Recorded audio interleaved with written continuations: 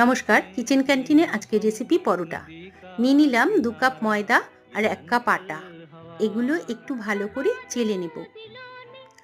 দিলাম অল্প একটু নুন, অল্প একটু চিনি আর একটু সাদা তেল। ভালো করে মিশিয়ে নিয়ে জল দিয়ে আস্তে আস্তে একটা ডো তৈরি করব আর 10 মিনিটের জন্য রেস্টে রেখে দেব। 10 মিনিট পর এর থেকে লেচি কেটে তেল দিয়ে আমি 3 কোনা করে বেলে নিচ্ছি। চাইলে এটা গোল করেও বেলা যেতে পারে, একটু পাতলা করেই বেললে ভালো হয়।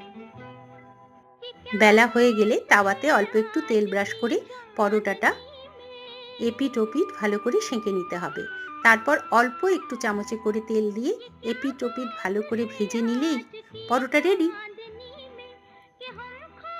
শীতের দিনে এরকম পরোটা ডিনারে খাওয়া যেতেই পারে। কেমন লাগলো জানিও কিন্তু।